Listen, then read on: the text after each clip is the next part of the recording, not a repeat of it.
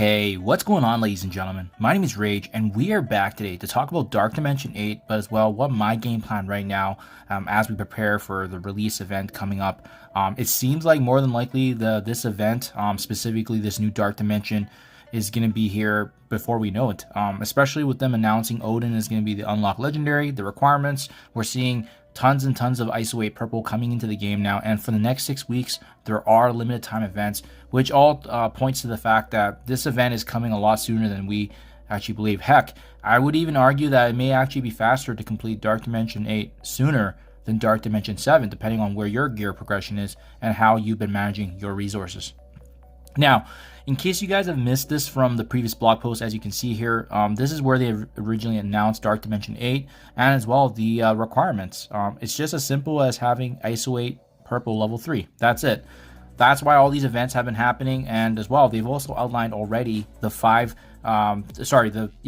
different traits here going through, and this is something that we haven't really seen in past Dark Dimensions, because typically it would be gear tier, and typically we've only seen them localized in respective areas like city, global, cosmic, and then as well as legendary, mythic. But now they've added the villain and hero component, and now we do have to be more strategic with how we're selecting certain characters, especially with the options right now that we have with ISO-8 purple. I wanted to give you guys a quick cheat sheet here to get a really good idea of how many different characters there are, and especially if you're being mindful of the meta, which type of different types of traits should you be focusing in on, especially if you're tracking the ISO-8 purple and trying to do the best to prepare.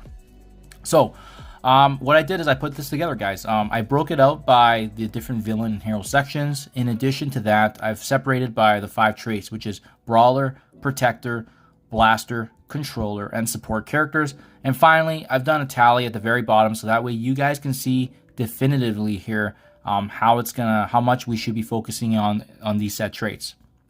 I also want to point out, ladies and gentlemen, that the characters I've selected to include in this list obviously can be subject to change, but I've included as much as the meta as I can right now, and characters that are the most relevant right now that we can anticipate in either having unlocked or bringing up because of other aspects of the game. So for example, city villain section, we're going to be opting to use Red Goblin, Gwenom, Vulture, Craven, and Lizard.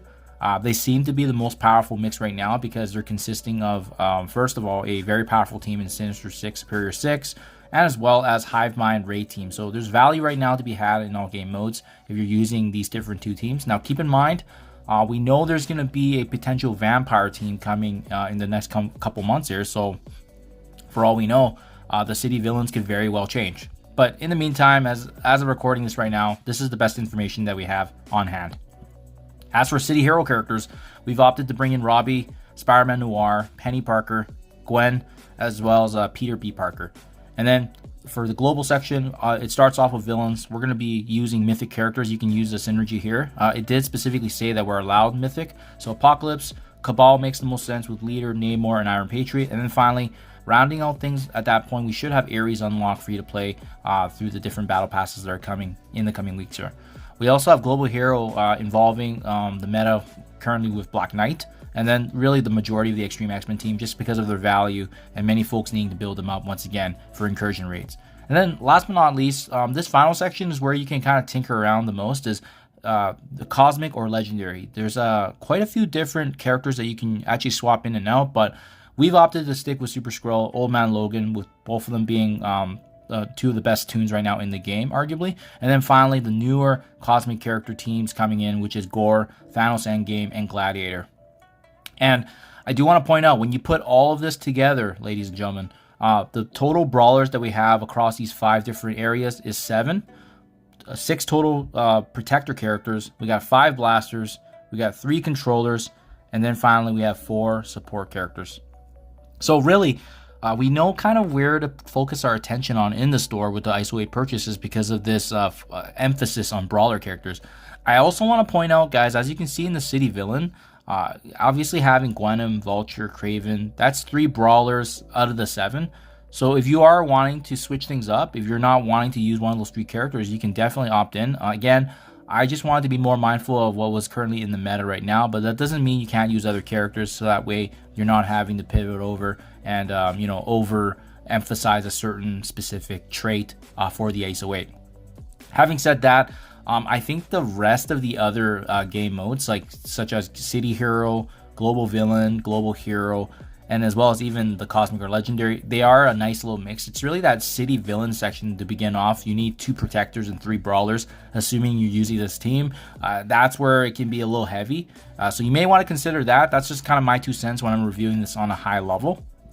I also want to point out, obviously Protector is the second biggest category here after Brawler, but the nice thing about Protector is that they're really kind of pushed around all the different game modes, right? The traits, right? They're all segregated in different areas of City Villain. You only get 1 Protector for City Hero. There's another Protector in Global Villain, another one for Global Hero, and then finally you have the last one in Cosmic or Legendary. So the Protectors are really good right now. I would actually leave them. Blaster characters are more so focused on the City Hero side.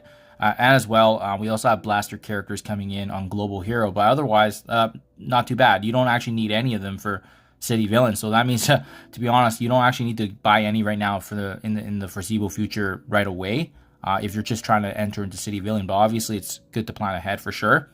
And then finally, the controller characters here.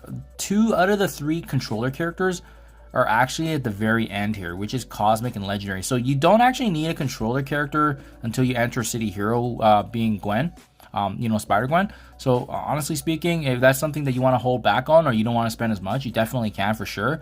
And then support characters, they're divvied up pretty good too. The first one being Peter B coming in City Hero, and then finally you do have Apocalypse and Leader both being support and Global Villain. So we have a bit of time there. Definitely focusing on the Brawler, because you can see here there's a lot more Brawler characters out of the mix. But whereas Protector characters, you do have a little bit more time, although you need a couple to get things started with City Villain. Then they're spread out really good. Blasters a little bit, and as well, like I said, Controller is the one that we likely have the most kind of pivot space. We don't have to focus in on those resources as much. And then same thing could be said about support. So yeah, I hope this helps you guys out. This just gives us a nice little roadmap in terms of what to focus on. But obviously, anytime you see Brawler in the store, make sure you buy it. Protector, again, it's the second most, but it's spread out nicely after the City Villain, which gives us a little bit of wiggle room there. Hopefully this helps you guys out. That's kind of my game plan. So anytime I'm going to see Brawler and Protector, I'm definitely going to hone in on it for sure. And we'll see if this list changes. I'll make an update. But this is, in the meantime, my kind of preemptive planner here for Dark Dimension 8. Hope this helps you guys out. Thank you for your time as always, and I'll catch you guys in the next one.